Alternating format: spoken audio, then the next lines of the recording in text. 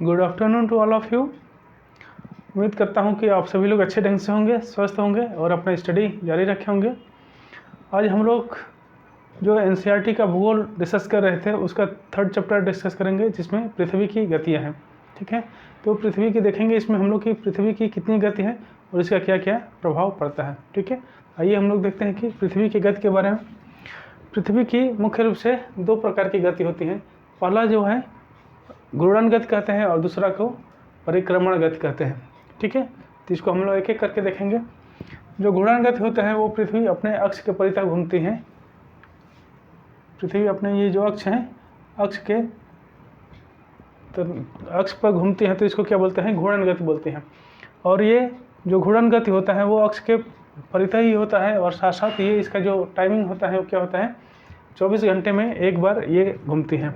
ठीक है, तो इसको घूर्णन गति कहते हैं। और परिक्रमण गति क्या बोलते हैं, परिक्रमण गति जैसे कि हम लोग जानते हैं कि जो सूर्य के चारों तरफ जो परिक्रमा करती हैं, ये सूर्य है, इसके चारों तरफ जितने भी ग्रह परिक्रमा करते हैं उसको परिभ्रमण गति या परिक्रमण गति कहते हैं। ठीक है, तो हम लोग अब एक एक करके इसको डिटेल में देखते हैं कि ये गति किस प्रकार से करती है और इसका क्या क्या प्रभाव पड़ता है। ठीक है, तो सबसे पहले हम लोग देखते हैं घूर्णन गति। जैसे कि हम लोग जानते हैं कि पृथ्वी अपने अक्ष पे कितने डिग्री झुकी हुई है, 23.5 डिग्री झुकी हुई है। यदि पृथ्वी ये बना लिया जाए,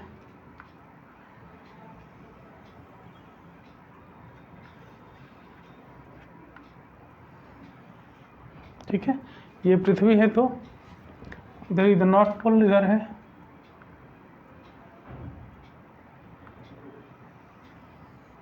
ठीक है, इधर साउथ पोल है, इधर नॉर्थ पोल है।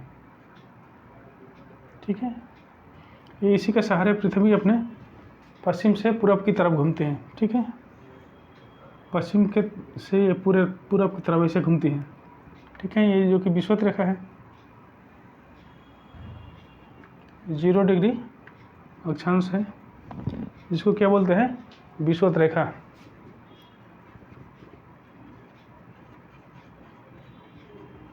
विषुवत रेखा इंग्लिश में इसको इक्वेटर कहते हैं। और इसके ऊपर उत्तरी गोलार्ध में 23.5 डिग्री पे क्या होता है, ये कर्क रेखा। ठीक है, और इधर 23.5 डिग्री पे कितना होता है, मकर रेखा। मकर रेखा यानी इंग्लिश में इसको क्या बोलते हैं, लाइन ऑफ कैप्रिकॉर्न। और ये है लाइन ऑफ कैंसर। और एक और वृत्त होता है 66.5 डिग्री पे, वो क्या होता है, इसको उत्तर ध्रुव वृत्त। इधर 66.5 डिग्री पे कितना होता है, दक्षिणी ध्रुव वृत्त। ठीक है, अब हम लोग इसमें देखते हैं, ये 23.5 डिग्री पे है, ये 66.5 डिग्री पे है। ठीक है, ऐसे ही ये भी है 23.5 डिग्री, इधर 66.5 डिग्री। ठीक है, ये दक्षिणी गोलार्ध है और ये उत्तरी गोलार्ध है। ठीक है, इसको भी एन लिखना आवश्यक होता है। तो हम लोग देखते हैं कि इसका प्रभाव क्या पड़ता है। प्रभाव जैसे कि हम लोग जानते हैं कि ये सूर्य जो पृथ्वी पर जो प्रकाश का सबसे बड़ा स्रोत कौन सा है, सूर्य द्वारा ही होता है। सूर्य के द्वारा ही पृथ्वी पर प्रकाश आता है और ऊष्मा का भी जनन होता है। ठीक है, तो हम लोग इसको देखते हैं, ये सूर्य मानिए इधर है,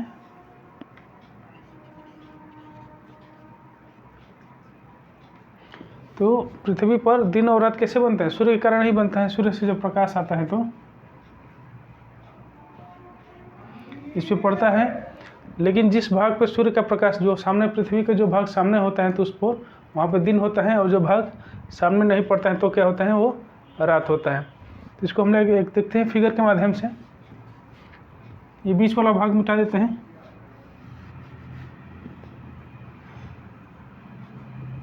ठीक है, ये आधे भाग को जैसे हम लोग पढ़ते हैं कि ठीक सामने इसको जो भाग पड़ेगा ऐसे ही पड़ेगा। ठीक है, आधे भाग, तो ये जो पूरा भाग बनेगा वो इस पर उजाला रहेगा या दिन रहेगा। ठीक है, अलग से देखते हैं इसको। ये आधे भाग पे, ये जो भाग इस पर पड़ेगा ये दिन रहेगा इधर, ठीक है, और जो भाग पीछे रहेगा, जो सूर्य के सामने नहीं पड़ेगा वो पीछे रहेगा। लेकिन ये भाग जो रात वाला भाग है ये घूम करके एक समय बाद इधर चला जाएगा, आगे सूर्य के सामने चला जाएगा तो इधर दिन हो जाएगा फिर, और फिर इधर वाला जो भाग था पहले पीछे इधर आ जाएगा तो रात हो जाएगा इधर। तो इसी तरह से दिन और रात का बनना होता है, ठीक है। तो इसको जो इस प्रकार की जो पृथ्वी अपने अक्ष पर गति करती है तो उसको क्या बोलते हैं, दैनिक गति कहते हैं इसको, ठीक है, दैनिक गति कहते हैं। ये दैनिक गति कितनी देर का होता है, 24 घंटे का होता है, ठीक है। 24 घंटे में पृथ्वी अपने अक्ष पर एक चक्कर लगा लेती है, ठीक है। और इस चक्कर लगाने क्या होता है, पृथ्वी पर दिन और रात का बनना होता है, ठीक है। दिन और रात का निर्माण इसी के घूमने के कारण, अपने घूर्णन गति के कारण ही दिन रात होता है, ठीक है। कभी कभी क्वेश्चन पूछा जाता है कि यदि पृथ्वी अपना घूर्णन करना बंद कर दे तो क्या स्थिति होगा, ठीक है। तो इस फिगर से आप लोग समझ सकते हैं कि यदि पृथ्वी घूमे नहीं तो ये जिस भाग पे, सामने वाला भाग पे सूर्य सीधे पड़ रहा है तो इस भाग में उजाला रहेगा और इधर वाला भाग में अंधेरा रहेगा, ठीक है। तो दिक्कत क्या होगा कि जब कंटिन्यू यहाँ पे लगभग सालों भर तापमान ज़्यादा हो जाएगा, सालों भर सूर्य की किरण पड़ेगी तो तापमान इधर का ज़्यादा हो जाएगा और जबकि इधर का ठंडा हो जाएगा। इधर का तापमान इतना ज़्यादा हो जाएगा कि यहाँ पे आदमी के लिए रहना मुश्किल हो जाएगा, जबकि इधर वाला भाग जो अंधेरा रहेगा कंटिन्यू तो इसमें काफ़ी इतना ठंडा पड़ने लगेगा कि बर्फबारी टाइप का होने लगेगा, यहाँ भी आदमी का आम जनजीवन अस्त व्यस्त हो जाएगा, ठीक है। तो कहने का तात्पर्य है कि जब दिन ये पृथ्वी अपने अक्ष पर नहीं घूमती तो दिन रात का बनना नहीं होता और मानव जीवन के लिए अनुकूल दशा नहीं होती, ठीक है।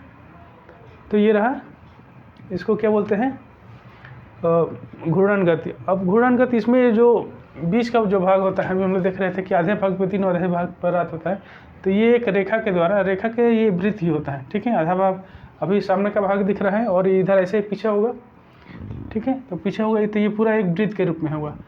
तो ये जो दिन और रात को जो डिवाइड करने वाला जो वृत्त होता है तो उसको क्या बोलते हैं, प्रदीप्त वृत्त बोलते हैं, ठीक है, प्रदीप्ति वृत्त, ठीक है। प्रदीप्ति वृत्त वो होता है कि जो दिन रात को विभाजन करता है, ठीक है, दिन रात को विभाजन करने वाला जो वृत्त होता है उसको प्रदीप्ति, ठीक है, प्रदीप्ति वृत्त बोलते हैं। तो ये रहा घूर्णन गति। इसका समझ में आ गया कि घूर्णन गति के कारण क्या प्रभाव पड़ता है, दिन और रात का बनना होता है घूर्णन गति के कारण, ठीक है। अब इसमें भी एक देख लेते हैं कि दिन वो कैसे बनता है। 6 महीने का दिन और 6 महीने का रात होता है यहाँ पर। जैसे यहाँ पे अभी देख रहे हैं कि यहाँ पे थोड़ा सा पृथ्वी झुकी हुई है तो इधर वाला भाग पे उजाला पूरा पड़ रहा है, वहाँ पे पोल तक पड़ रहा है, और जबकि इधर वाले भाग पे नहीं पड़ रहा है, ठीक है, इधर रात हो रहा है, ठीक है। इधर ध्रुवीय वाला भाग पे हमेशा 6 महीने का रात होगा, इधर 6 महीने का दिन होगा, ठीक है। इसके आगे वाला जो परिक्रमण गति है इसमें हम लोग देखेंगे ज़्यादा और स्पष्ट हो जाएगा, ठीक है। तो ये रहा घूर्णन गति। अब हम लोग देखते हैं कि परिक्रमण गति क्या होता है।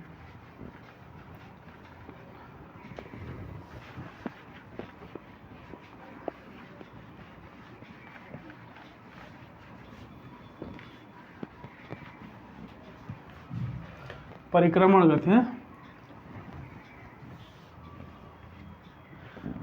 जैसे कि हम लोग जानते हैं कि जो सूर्य है, सूर्य के जितने भी ग्रह हैं, सूर्य के ग्रह कितने 8 ग्रह हैं, वो चारों पृथ्वी के चक्कर लगाते हैं, ठीक है। पृथ्वी के सूर्य के चारों तरफ चक्कर लगाते हैं, ठीक है। जितने भी ग्रह 8 ग्रह सूर्य के एक निश्चित कक्षा में अपना चक्कर लगाते हैं, उसको कक्षीय गति भी कहा जाता है, ठीक है। इसी तरह पृथ्वी भी है, सूर्य के चारों तरफ चक्कर लगाती है, ठीक है, अपने कक्षा में। जो सूर्य के चारों तरफ जो कक्षा में चक्कर लगाती हूँ, कक्षा कैसे होता है, वृत्ताकार ना होकर के अंडाकार होता है, ठीक है, दीर्घ वृत्ताकार होते हैं। हालांकि को बहुत बड़े चक्कर लगाते हैं, दीर्घ वृत्ताकार होता है, लेकिन वो वृत्ताकार अंडाकार होता है, ठीक है, पूरी तरह से गोलाकार नहीं होता है, ठीक है। तो इसको हम लोग देखते हैं अभी फिगर के माध्यम से। मान लीजिए सूर्य है यहाँ पे,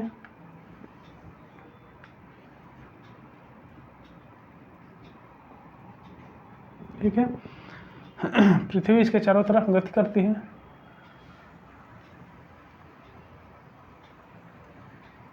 दीर्घ वृत्ताकार कक्षा में।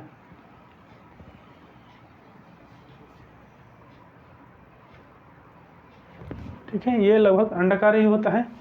ठीक है, पूरी तरह से ये नहीं होता है। तो इसमें पृथ्वी कभी यहाँ पर आती है, कभी दूरी पर आती हैं। ठीक है, और कभी काफ़ी नज़दीक रहती हैं यहाँ पर।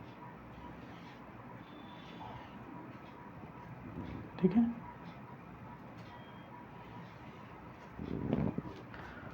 ये इसी तरह से घूमती रहती हैं। ठीक है, इधर से पृथ्वी ऐसे ही चक्कर लगाती रहती है। लेकिन एक चीज़ ध्यान रहे, कहीं भी पृथ्वी यदि चक्कर लगाती है तो इसका जो झुकाव रहता है हमेशा एक ही निश्चित दिशा में ही रहता है। ठीक है, देखिए हमेशा ये जो इसका झुकाव है हमेशा इसी दिशा में ही है। ठीक है, ये नॉर्थ पोल है, ये साउथ पोल है। ठीक है, इधर भी ये नॉर्थ है, ये इसको साउथ है। अब हम लोग देखते हैं कि इस गति के कारण से क्या क्या प्रभाव पड़ता है। ठीक है,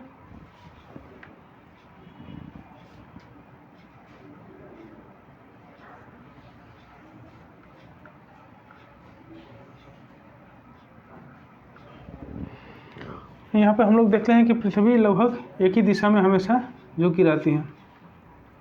ठीक है, ये विषुवत रेखा है, ये कर्क रेखा है, इधर मकर रेखा, इधर उत्तरी ध्रुव वृत्त, इधर दक्षिणी ध्रुव वृत्त। ठीक है, ऐसे ही इधर भी है, ये विषुवत रेखा है, इधर कर्क रेखा, इधर मकर रेखा, इधर उत्तरी ध्रुव वृत्त और इधर दक्षिणी ध्रुव वृत्त। ठीक है, आगे भी ऐसे ही यहाँ पे भी है, ये विषुवत रेखा, इधर कर्क रेखा, इधर मकर रेखा, इधर दक्षिणी ध्रुव वृत्त और इधर उत्तरी ध्रुव वृत्त। ठीक है,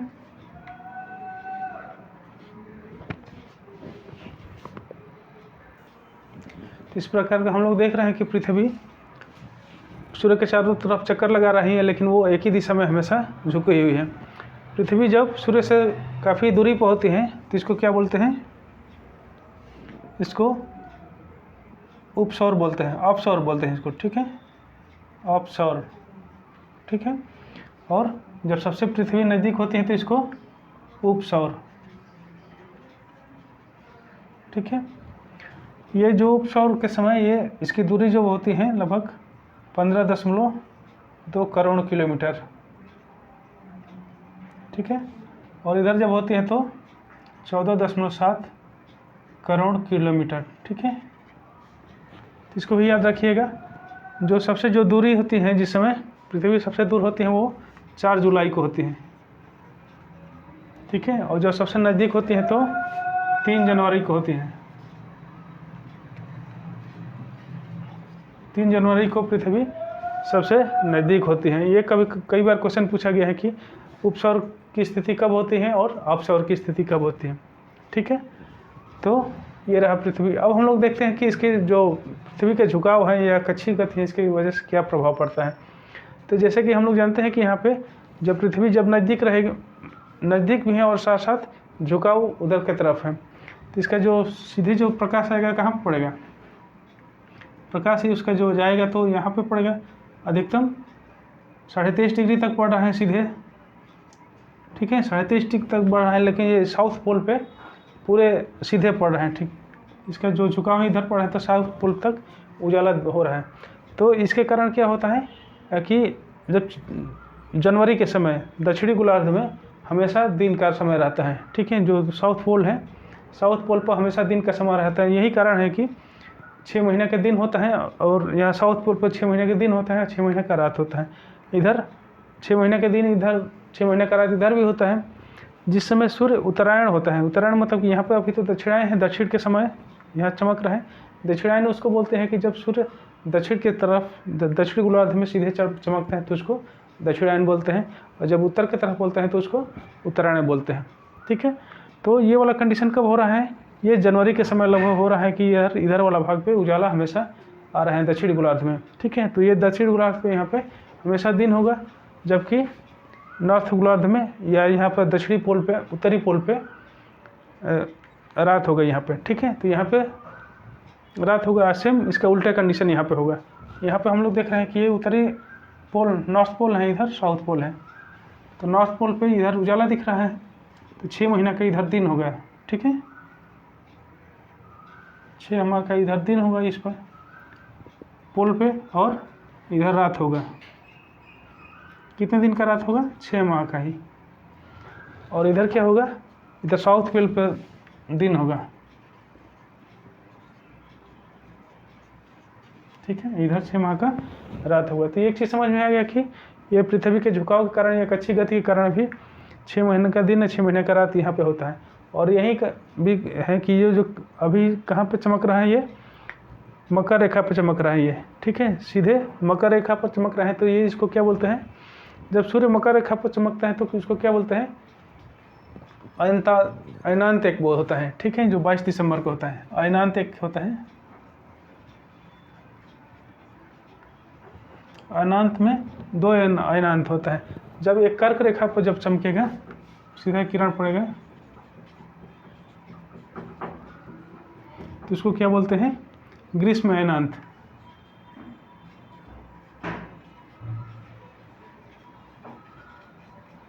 और जब ये कब होता है? 21 जून को होता है। ठीक है, जबकि मकर रेखा पर चमकेगा तो शीत अयनांत इसको बोलते हैं।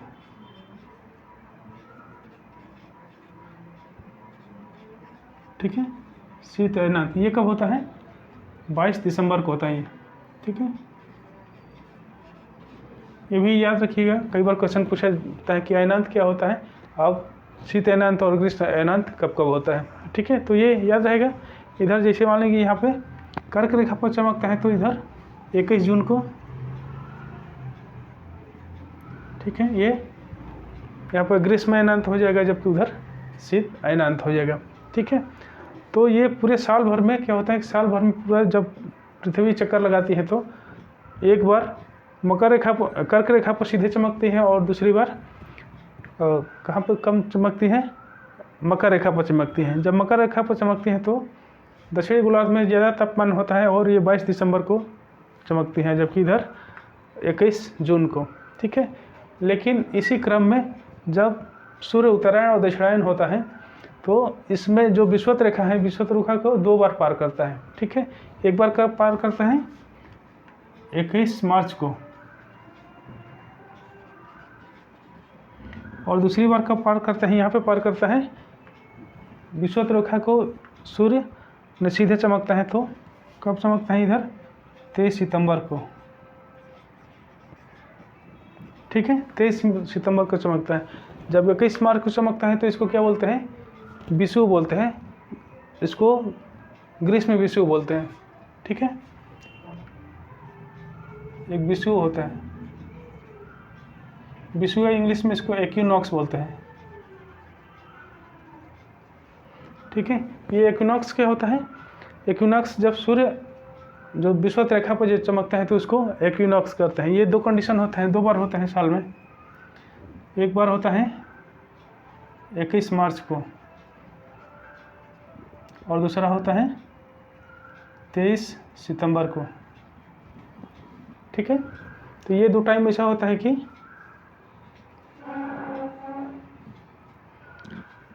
इसको क्या बोलते हैं? 21 मार्च को ग्रीष्म विषुव बोलते हैं और 23 सितंबर को, ये इस वाले टाइम को क्या बोलते हैं? 23 सितंबर को शीत विषुव बोलते हैं। ठीक है, इसको याद रखिएगा। और 21 मार्च को ग्रीष्म विषुव। ठीक है, ये याद रहेगा।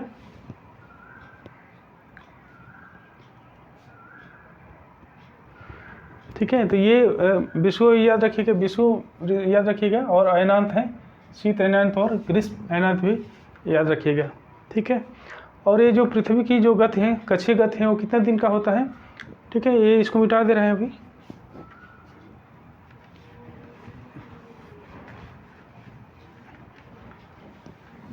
जो पृथ्वी की ये जो पूरा 1 साल में गति करती है। ठीक है, 1 साल मतलब कि 1 वर्ष में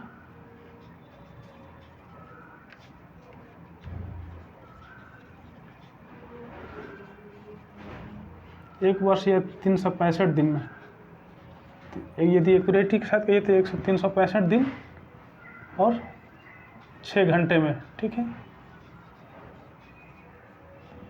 365 दिन 6 घंटे में पूरा ये सूर्य का एक चक्कर पृथ्वी लगा लेती है, ठीक है। तो इसको एक वर्ष इसको बोला जाता है, ठीक है। अब ये क्या होता है कि इसके कारण से, ठीक है, ये इसके कारण से क्या होता है, 6 घंटे जो हमेशा ये बच रहा है साल में, 6 घंटे एक्स्ट्रा जो हो रहा है वो क्या होता है, 6 घंटे जोड़ते जो 4 साल के बाद ये 24 घंटा हो जाएगा, ठीक है। 6 घंटे है वो 4 साल यदि होगा तो 24 घंटा हो जाएगा। तो 24 घंटे में मतलब एक दिन बढ़ जाएगा, ठीक है। 24 घंटा मतलब एक दिन होता है, तो दिन की संख्या एक दिन बढ़ जाएगा, ठीक है। एक दिन बढ़ जाएगा तो क्या होता है, इसी को लीप वर्ष कहा जाता है, लीप वर्ष, ठीक है। लीप वर्ष में क्या होता है, सामान्य दिन माना जाता है कि एक वर्ष में 365 दिन होता है, लेकिन लीप वर्ष में कितना दिन का होता है, 366 दिन का होता है, ठीक है। ये याद रहेगा। लीप वर्ष क्यों 366 दिन का होता है, इसी समय जब लीप वर्ष होता है तो फरवरी कितने दिन का हो जाता है, 29 दिन का हो जाता है ये, ठीक है। लीप वर्ष में फरवरी 29 दिन का हो जाता है, अन्यथा 28 दिन का ही होता है, ठीक है। तो ये याद रहेगा, लीप वर्ष में 366 दिन का और ये फरवरी 29 दिन का हो जाता है, ठीक है। तो ये रहा वो पृथ्वी की गति और इससे संबंधित प्रभाव।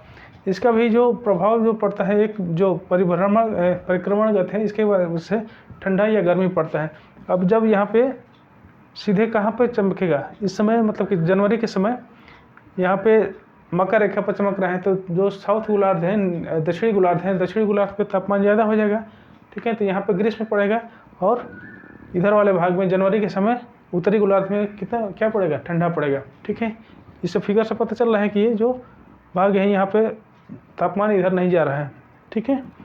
ये तापमान यहाँ पे जो मकर रेखा है, सीधे मकर रेखा चमक रहा है, जबकि उधर नॉर्थ गोलार्ध है वो तापमान कम मिल रहा है। जबकि इसके जुलाई के समय ये क्या हो रहा है, यहाँ पे जो उत्तरी गोलार्ध है, यहाँ उत्तरी गोलार्ध पे इस भाग में पूरा चमक रहा है सूर्य, ठीक है। तो उत्तरी गोलार्ध में तापमान ज़्यादा हो जाता है और दक्षिणी गोलार्ध में कम हो जाता है। तो इसका कारण एक ये भी होता है कि परिक्रमण के गति के कारण मौसम परिवर्तन होता है या ऋतु भी परिवर्तन होता है, ठीक है। ऋतु परिवर्तन होता है किसके कारण, परिक्रमण गति के कारण से ऋतु का परिवर्तन होता है, ठीक है। ऋतु परिवर्तन कर लीजिए या इसको मौसम भी परिवर्तन करिए। कितना मौसम माना गया है, 4 मौसम माना गया है, जिसमें ग्रीष्म, शीत, बसंत और शरद, ठीक है। ये 4 ऋतु माना गया है, जो कि ये पृथ्वी के कक्षीय गति के कारण से होता है, परिक्रमण गति के कारण से होता है, ठीक है। तो याद रहेगा सब चीज़। तो ठीक है, ये 2 गति है, दोनों गति का प्रभाव हम लोग देख लिया कि किस किस ढंग से इसका प्रभाव पड़ता है। और ये जो इक्विनॉक्स है इसको भी याद करिएगा, ठीक है। ये लीप वर्ष भी याद रहना चाहिए। साथ साथ जो अयनांत था, शीत अयनांत कब होता है, ग्रीष्म अयनांत कब होता है, विषुव कब होता है, विषुव को भी याद करना है। और ये अपसौर उपसौर कब होता है ये भी याद है कि ये काफ़ी जितना भी बताया गया है सभी ये इम्पोर्टेंट है, ठीक है। तो उम्मीद है कि सब कुछ समझ में आ गया होगा ये पृथ्वी की गति। और यदि कहीं कन्फ्यूजन होगा तो फिर कमेंट बॉक्स में दीजिएगा, ठीक है। तो आज के लिए यहीं तक, धन्यवाद।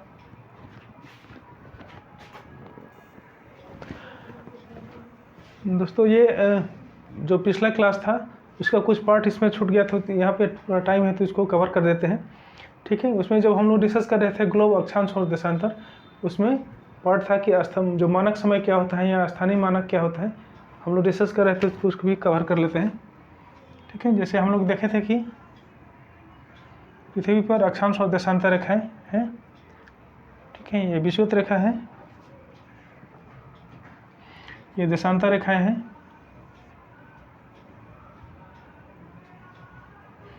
जो लंबवत होती है उसको देशांतर रेखा बोलते हैं, देशांतर या मयोत्तर रेखा भी कहते हैं इसको, ठीक है। तो ये किसी समय का निर्धारण कैसे किया जाता है, जैसे कि हम लोग पिछले क्लास में देखे थे कि जो समय का निर्धारण सूर्य की स्थिति की वजह से होता है, तो सूर्य की स्थिति जहाँ सीधे पड़ेगी तो वहाँ पे दिन होगा, जहाँ पे पीछे पड़ेगी तो रात होगा। लेकिन जो अंतर्राष्ट्रीय एक मानक के अनुसार अंतर्राष्ट्रीय देश मिल करके एक वहाँ पे जो 0 डिग्री था, लंदन के पास में एक वेधशाला था, वो 0 डिग्री, तो वहीं पे इसको रेखा को माना गया कि 0 डिग्री यहीं से इधर वाला भाग होगा तो ईस्ट होगा, और यहाँ से इधर वाला भाग होता है वेस्ट होगा, ये पीछे होगा।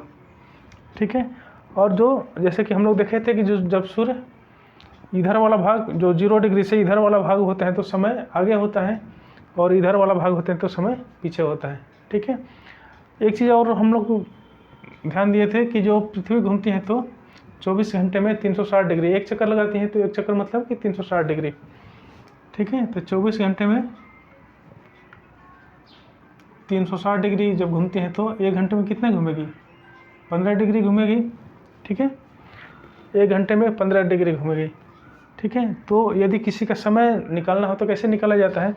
मान लीजिए यहाँ पे 0 डिग्री है, 0 डिग्री पे 12 बज रहा है। ठीक है। और इसको 30 डिग्री के पास यदि समय निकालना हो कि ये कोई देश यहाँ पे है, तो ये इसके दोनों के बीच में कितना का डिफरेंट होगा? तो कितना के डिफरेंट होगा? तो अक्षांश के अनुसार, ये दशांतर के अनुसार देखा जाए तो ये मान लीजिए 30 डिग्री पे है तो कितना हो जाएगा? ये 30 डिग्री है तो ये 15 डिग्री पे 1 घंटे का अंतर होता है, तो 30 डिग्री पे कितने का अंतर हो जाएगा? 2 घंटे का अंतर हो जाएगा। ठीक है। तो यदि मान लीजिए कि यहाँ पे 12 बज रहा है तो यहाँ पे जैसे कि हम लोग जानते हैं कि ये इधर यहाँ से इधर के भाग थोड़ा पहले होता है। पहले मतलब कि यहाँ जो 12 बज रहा होगा तो यहाँ पे 1 बज रहा होगा। ठीक है। क्योंकि सूर्य यहीं से चमकता है, पहले ये वाला भाग चमकेगा, इसके बाद सीधे पड़ेगा, इसके बाद से धीरे धीरे पृथ्वी ये घूम के इधर जाएगी, तब तक ये शाम हो चुका होगा यहाँ पे। ठीक है। जब यहाँ पे सूर्य चमकेगा यहाँ पे तो यहाँ तक शाम हो चुका होगा इधर इस वाले भाग में। ठीक है। और अभी इधर पता चला कि अभी यहाँ पे दोपहर है तो इधर वाले भाग में अभी सुबह ही हो रहा होगा। ठीक है। तो यदि इधर का यदि गिना जाएगा 30 डिग्री पे तो ये 2 घंटे कम हो जाएगा, अर्थात 2 घंटे कम हुआ तो 12 बज रहा होता है, 2 घंटे कम मतलब कि यहाँ इधर 2 बज रहा होगा। ठीक है। 2 बजे दिन होगा। और यदि इधर 30 डिग्री पे यदि माना जाएगा, ये 30 डिग्री इसको मान लिया जाए कि यहाँ पे कोई देश है, पूछा जाएगा कि मानक समय से इसका कितना अंतराल होगा, तो कितना हो जाएगा? इधर 2 घंटे और पीछे ही होगा। पीछे मतलब कि यहाँ 12 बज रहा होगा तो यहाँ अभी 10 ही बज रहा होगा। ठीक है। 10 बजे का दिन होगा। ठीक है। क्योंकि अभी सूर्य यहाँ चमक रहा है, फिर इसको आते आते 2 घंटे में आएगा तो तब तक 12 बजेगा। ठीक है। तो ये 2 घंटे इधर पीछे हो जाता है, जबकि ये 2 घंटे इधर का जो 0 डिग्री से इधर वाला जो भाग होते हैं तो 2 घंटे आगे रहता है। तो इसको भी ध्यान रखिएगा। कई बार एक क्वेश्चन पूछा जाता है कि जैसे इंडिया के बारे में पूछा जाता है कि ये 0 डिग्री है और इंडिया किधर है? सर लगभग इस साइड में है, पूर्वी गोलार्ध में है, पूर्वी उधर भाग में है। तो पूर्वी भाग में लगभग 22.5 डिग्री, जानते हैं कि 82 डिग्री से जो भारतीय मानक समय कितना है? भारतीय मानक समय जो कि 82.5 डिग्री से निर्धारित होता है। ठीक है। 82.5 डिग्री ईस्ट पे है, तो कितने ज़्यादा का डिफरेंट आ जाएगा? 0 से 82.5 का अंतर आ जाएगा। तो ये भारतीय मानक समय और अंतर्राष्ट्रीय जो समय होता है इसके से कितने का अंतर आता है? 0 जो ग्रीनविच टाइम से 5.5 घंटे का अंतर आ जाता है। ठीक है। 5.5 घंटे का अंतर आ जाता है। ठीक है। तो इसको भी ध्यान में रखिएगा। और एक टॉपिक है मानक क्षेत्र, समय क्षेत्र। समय क्षेत्र क्या होता है? समय क्षेत्र पूरे विश्व को 24 भाग में बांटा गया है। ठीक है। समय क्षेत्र ऐसे करके समय क्षेत्र, जो कि एक समय क्षेत्र क्या होता है? 15 डिग्री का लेता है, टाइम लेता है। ठीक है। 15 डिग्री एक समय क्षेत्र होता है। उसको अलग अलग देशों में अलग मतलब कि माना, एक देश में एक समय क्षेत्र माना गया है। ठीक है। इस फिगर से देख सकते हैं। ठीक है। इस फिगर में 24 समय क्षेत्र में बांटा गया है, लेकिन ध्यान रखा गया है कि जो एक देश है उसमें एक समय क्षेत्र ही माना गया है, भले ही दूसरे भाग में प्रवेश कर गया तो भी एक ही समय क्षेत्र माना गया है। ठीक है। तो ये है समय क्षेत्र। ठीक है। और कई बार होता है कि जो देशांतरी विस्तार, कई देशों का देशांतरी विस्तार काफ़ी ज़्यादा होता है, जैसे मान लीजिए देशांतरी विस्तार इतना ज़्यादा वाला क्षेत्र है, कई क्षेत्र ऐसे हैं, कई देश ऐसे हैं, तो उसमें मानक समय कैसे माना जाएगा? मानक समय होगा कि किसी भाग में मान लीजिए कि यहाँ पर अभी सूर्योदय हो रहा है तो इधर, ठीक है, इधर क्या हो रहा है, इधर शाम हो रहा है, तो इसको कैसे कैसे किया जाएगा कि पूरे देश में एक समय माने, तो जो बड़े बड़े देश हैं उसमें एक से कई मानक समय मान लिया जाता है, ठीक है। जैसे रूस है, रूस में कितने दिन का माना गया है? रूस में 11 समय क्षेत्र है, सॉरी समय क्षेत्र नहीं, मानक समय है, 11 मानक समय है, ठीक है। 11 रूस का, क्योंकि इसका जो देशांतरी विस्तार है काफ़ी ज़्यादा है, ठीक है, तो ये 11 माना गया है। भारत का कितना माना गया है? भारत का 1 माना गया है, 1 मतलब कि लगभग 82.5 डिग्री से इसको माना जाता है, ठीक है। अभी दूसरा जो मानक समय है उसको मानने की बात चल रही थी, हालांकि अभी माना नहीं गया है, लेकिन अभी बात चल रही थी जो असम के आसपास कुछ क्षेत्र है वहाँ से इसको जो देशांतर रेखाएँ गुजर रही वहाँ से मानना है, ठीक है।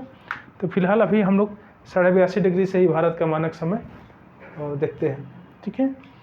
तो ये रहा जो अक्षांश देशांतर संबंधित, ठीक है।